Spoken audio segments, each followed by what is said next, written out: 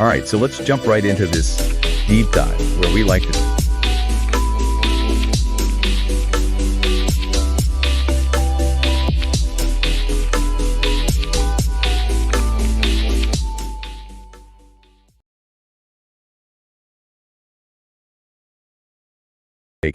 What we think are the most important developments and kind of, connect the dots, give you the big picture. Yeah. And today is no different. We're focusing on Ukraine, using a whole bunch of really insightful articles published just today by the Kyiv Independent. Mm-hmm. And, as a lot of you probably know, Bold and Bonkers Network, LLC, we've been committed to supporting those people impacted by the Russian invasion that's going on. And we're dedicating the proceeds from this broadcast to actually go directly to those charitable organizations making a real difference in Ukraine. Absolutely. You'll find a donation link in the episode description if you want to contribute as well. Definitely. Our mission today is really just to give you a clear and informed understanding of what's happening right now based on what's being reported. So Yeah, absolutely. And what's happening in Ukraine is incredibly complex and constantly evolving. Yeah. And these reports that we're looking at today touch on a lot of interconnected issues that provide a really good snapshot of the challenges that they're facing right now. Yeah. We're going to be looking at the continued human cost of the attacks, what's happening with the delicate ceasefire negotiations, diplomacy, some interesting commentary from some unexpected places. yeah, a little bit out of left field. Yeah, the huge economic impact of the war, and of course the sanctions. Right. And then there's this potential Ukraine-U.S. minerals deal that's kind of in the works, and then we're also going to take a look at Ukraine's response to reports about the sinking of the Moskva, Yeah. that Russian flagship. Yeah, It's a lot, but Yeah. we're going to break it down for you. absolutely. Let's start with probably where it's the most impactful, and that's the human cost. Yeah. The Kyiv Independent has a report today that is really sobering. Titled "Russian Attacks Across Ukraine Kill 6, Injure 46 over past day." This, it really brings home the daily reality that so many Ukrainians are facing. Right. Just in the last day, at least 6 civilians died, and at least 46 more were injured in attacks all across the country. It's a stark reminder that, this is still going on. It's not going away. Yeah. It's relentless. The violence is relentless. Right, and it's not just, one specific area. It's all over. Yeah, that's what's really concerning when you look at it. Kharkiv Oblast, unfortunately, saw the highest casualties, Yeah. with 5 people killed and 32 injured in Kharkiv city itself. Wow. And then even in the smaller towns like Shevchenkov and Rusketishki, in the same oblast, there were another 3 people injured. Yeah. It's tearing through these communities. Yeah, absolutely. And the suffering. It goes beyond Kharkiv. Oh, yeah. Sumy Oblast, they experienced a death in Velika Pisarivka and an injury in Espan. Oh, wow. And then down south in Kherson Oblast, 3 people were injured across 23 different settlements, Gosh, that's incredible. including Kherson City. Wow. And then, even Dnipropetrovsk Oblast, which has been targeted over and over, Constantly. had 3 people injured in a drone strike on Dnipro. Yeah. And then, closer to Kyiv, we have Kyiv Oblast. Two men were injured in a drone attack in the Brovary district. Yeah. And finally, even Zaporizhia Oblast, an elderly woman and man were injured across 10 settlements, all due to these attacks. Wow. So it's really impacting the whole country. It's not just one particular region. It's widespread. And it's relentless. Yeah. To kind of understand the scale of this, the Ukrainian Air Force, they reported that Russia launched 78 drones overnight. Gosh. Not from one location either. They were originated from Kursk, Bryansk, Milorovo, Primorsk-Akhtarsk. Wow. This is really showing that coordinated and sustained effort. To just inflict damage, from the air. Yeah, the good news is that 42 of those drones were reportedly shot down by Ukraine's air defense over Kharkiv, Kyiv, Zaporizhia, Dnipropetrovsk oblasts. Thank goodness. But the report also mentioned that 22 drones just disappeared from radar. Oh, wow. And you hear that, you kind of think, what's going on there? What's the strategy? What does that even mean? Well, and the Air Force actually explained this, and it gives us some insight into the tactics that Russia's using. Okay. The drones that are disappearing from radar before reaching their targets are often deployed as decoys. Oh, wow. So they're trying to saturate and confuse Ukraine's air defense systems I see. by presenting a larger number of threats, even if some of them aren't real. Yeah. It overwhelms the defenders and makes it much harder to actually track and intercept the actual attack drones. It's a resource-intensive tactic, but it shows that they're really looking for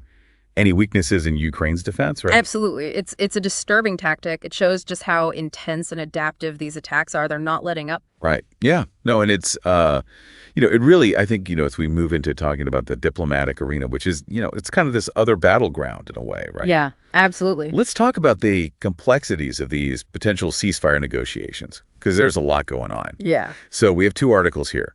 Kremlin denies Putin, Trump, to have phone call in coming days. Right. And Trump waiting for Kirill Dmitriev to report to Putin before taking further Ukraine ceasefire steps, Bloomberg reports. And it's really just, the landscape is changing all the time. It's so uncertain. Absolutely. And it seems like every time you think you know what's happening, there's a new development. Right. There were, reports circulating that Putin and former President Trump might have a phone call soon. Yeah. But then the Kremlin came out and they denied it. Oh, wow.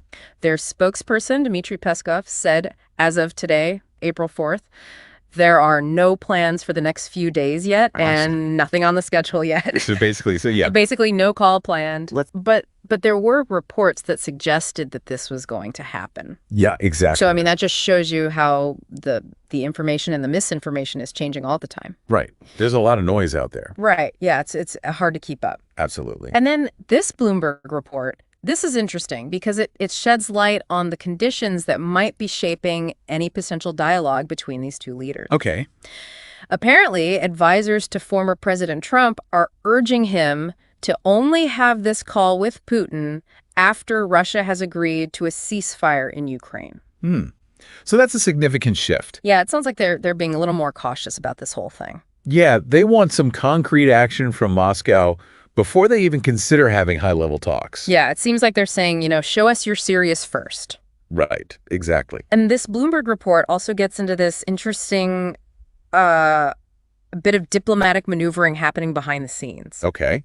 Apparently, the U.S. is waiting for this guy, Kirill Dmitriev, to report back to Putin after his meeting with U.S. Special Envoy Steve Witkoff in Washington. Interesting. And who is this Kirill Dmitriev? So Kirill Dmitriev, he heads Russia's state-controlled Russian Direct Investment Fund. Okay. And he's actually been involved in some unofficial diplomacy, back-channel contacts with Trump associates in the past. Oh, so he's a bit of a player then. Yeah. And now that the U.S. is essentially waiting on his report, it really shows how delicate and drawn out these diplomatic efforts are. Right. It's not a quick process. And Bloomberg is reporting that there's a lot of frustration among U.S. officials with how slow these negotiations are. Yeah. And it's not like there haven't been any agreements at all, right? Right. Like last week, there was this reported partial agreement on a Black Sea truce. Yeah. And there was some hope that it would lead to broader de-escalation, but it kind of fell apart because they couldn't agree on sanctions relief. Oh, so that was a sticking point. Yeah, Russia was basically saying sanctions relief is non-negotiable. And that didn't align with what the U.S. thought was on the table. Right. So it really shows how difficult this is going to be. Absolutely. The conflict is so deeply tied to these international sanctions. Right. It's all about leverage. Well, let's switch gears for a second and talk about something a little bit out there, should we say. Yeah, sure. Let's talk about these comments made by Errol Musk, Okay. Elon Musk's father. I've heard about this. Yeah, so the Kyiv Independent ran a piece today called "It Would Be Foolish Not to Admire Putin." And then it goes on to say, Elon Musk's father, Errol, swoons over Russian president. Wow, that's quite a headline. Yeah, so he did an interview with BBC Russia. Okay. And he said that he admires Putin as a man and that it would be foolish not to admire him. Oh, wow. That's pretty strong. Yeah, it's a pretty significant statement considering how well-known his son is, right? Elon Musk. And the role Starlink's played. Yeah, absolutely. Starlink's been crucial to keeping communications up in Ukraine throughout this whole thing. Absolutely. And he even went on to question who actually started the invasion. Oh, wow. That's really going against the grain there. Yeah, disregarding, basically all the international consensus and evidence that points to Russia. Right. And then to top it off, he even said that his family, including Elon, shares similar views on Putin.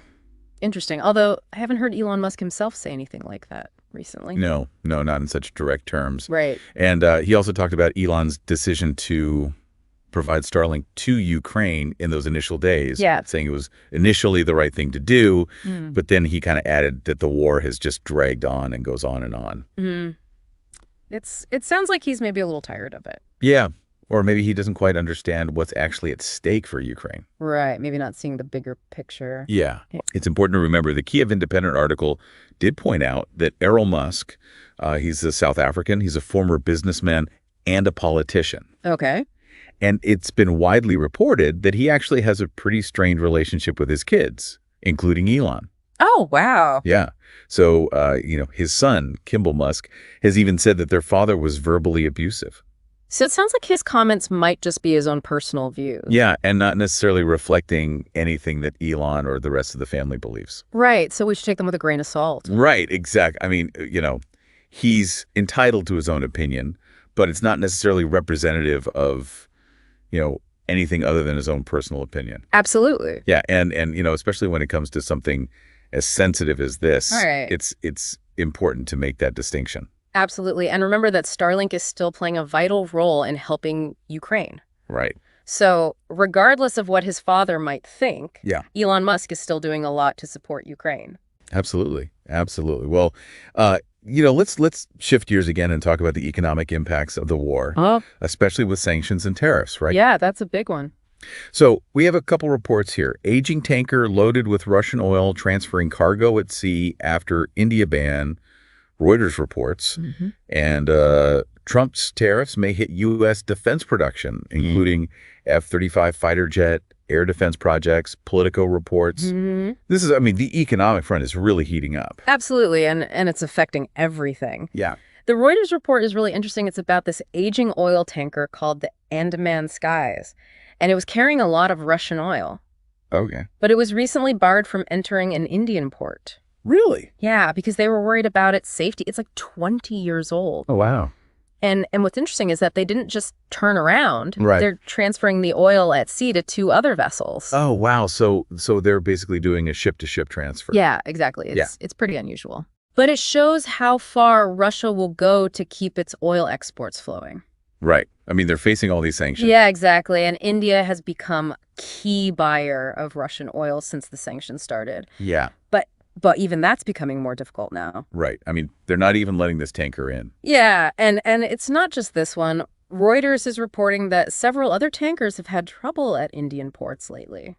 And it seems like it's because of the sanctions. So the pressure's on, even for those countries that are buying Russian oil. Absolutely. And Bloomberg is reporting that a lot of sanctioned vessels are just idling right now. Oh, wow. They say it's the highest number since 2017. So these U.S. restrictions on Russian oil are starting to have an impact. Yeah, they're sanctioning tankers and Russia's biggest shipping company, Sovcomfort, for violating the G7 price cap. I see. And the G7 is really cracking down on this price cap. Right. Especially since Russia has been using this ghost fleet of older vessels. Right. So it's a cat and mouse game on the high seas.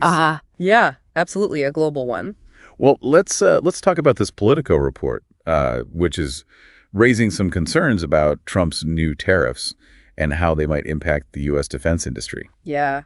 This could be a problem. Yeah. He's proposing a 10% duty on almost all imports. And that could have huge ripple effects. Right. A lot of these joint military projects. Yeah, like the F-35, air defense systems, even nuclear submarines. Right. They rely on really complex global supply chains. And these tariffs could really mess things up. It sounds like it could lead to higher costs, delays. Absolutely. And maybe even shortages. And then there's the issue of, how our allies might react. Right. They might retaliate with their own tariffs. Yeah. And I even heard a European official say that they want to rely less on U.S. defense supplies. So it could backfire. Big time. Yeah. Senator Mark Kelly brought up another point, that the Department of Defense is probably going to see prices go up. Yeah, because these tariffs are applied multiple times during the manufacturing process. Right. So it's not just a one-time thing. Exactly. It's a cascade effect. It's interesting, though, the Ukrainian economy minister, Yulia Sviridenko, she had a different take on it. Oh, okay. She said the tariffs will cause difficulties, but they won't be critical for Ukraine's economy. Interesting. She pointed out that Ukraine only exported about $874 million worth of goods to the U.S. in 2024, Okay, which was mostly cast iron and pipes. I see. But Ukraine imported $3.4 billion from the U.S. So it's not their biggest trading partner. Right, so the tariffs will hurt, but they're not the biggest problem Ukraine's facing right now. Right. The war is obviously the main issue. Yeah, and the economic devastation that's been caused by the war. Absolutely. Well, let's talk about another aspect of the Ukraine-U.S. relationship. Okay. And that's this potential minerals deal. Right. This has been in the news a lot. Yeah. So the Kyiv Independent has an article today, Ukraine analyzing minerals deal with U.S. for compliance with Constitution, foreign minister says. Oh. And according to the article, Ukraine's minister, Andrei Sybiha, he said that Ukraine is currently auditing this deal. To make sure it follows their constitution. Exactly. And this is happening after a series of discussions between Washington and Kyiv about expanding the minerals agreement. I see. So they're really taking their time with this. Yeah, it seems like a pretty sensitive issue. Right. And one of the main concerns is that this deal might conflict with Ukraine's goal of joining the EU. Oh, that's a big deal. Yeah. Minister Sybiha explicitly said that the deal cannot contradict European integration. I see. And he even referenced the critical raw materials partnership that Ukraine signed with the EU back in 2021. So they're trying to walk a fine line here. Yeah, they want to be close with the U.S., but they also want to join the EU. Right. It's a balancing act. Exactly. And there have been reports that this new deal could give the U.S. a lot of control over Ukraine's natural resources. I can see why they'd be hesitant about that. Yeah. I mean, they don't want to lose their economic sovereignty. And it could make it harder to join the EU Right. if the U.S. has too much control over their resources. Yeah, and Minister Sybiha mentioned that a very famous law firm is looking at the document. Oh, so they're bringing in the big guns? Yeah, and they're working with American legal partners, too. So it sounds like they're taking this very seriously. Absolutely. And a Ukrainian delegation is going to travel to the U.S. soon for more negotiations. Okay.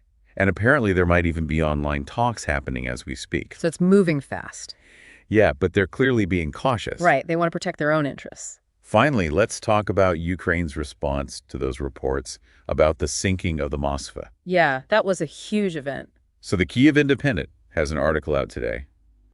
Ukraine's Navy responds to reports U.S. was angry at sinking of Russia's Moskva Black Sea flagships. Interesting. And according to the article, Ukraine's Navy spokesperson, Dmytro Pletenchuk, he completely refused to confirm those reports that the U.S. was angry, surprised, or even panicked after the sinking. Oh, wow. He said that there were a lot of factors involved, not just U.S. intelligence, Right. that led to that victory. So they're emphasizing their own role in the sinking. Yeah, absolutely. Rightfully so. Yeah, I mean, the Moskva was sunk by Ukrainian Neptune missiles in April 2022, Yeah. and it was a huge blow to the Russian Black Sea Fleet. It was their flagship. Exactly.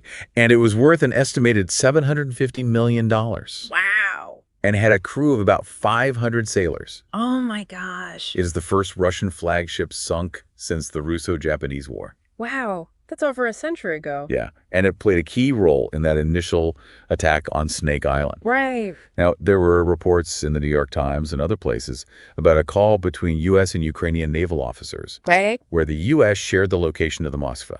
And apparently the Ukrainian response was just, thanks a lot, bye.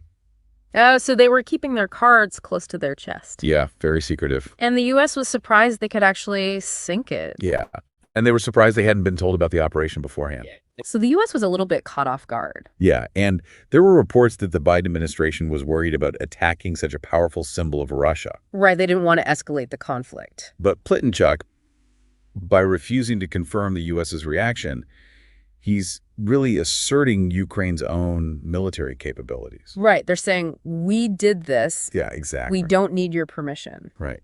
And it also reminds everyone of that moment on Snake Island.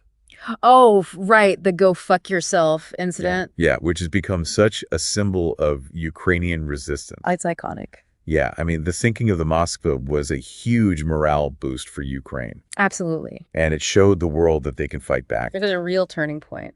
Yeah, I mean, so to wrap things up, it's clear that the situation in Ukraine is still incredibly complex. Yeah. There's the human cost, the diplomatic efforts, the economic impacts. And the international relationships are so complicated.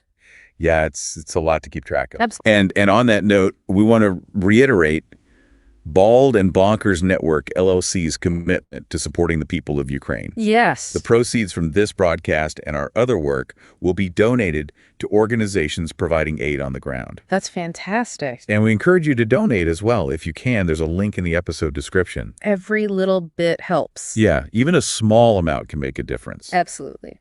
So, as we end this deep dive, we want to leave you with a question. Okay.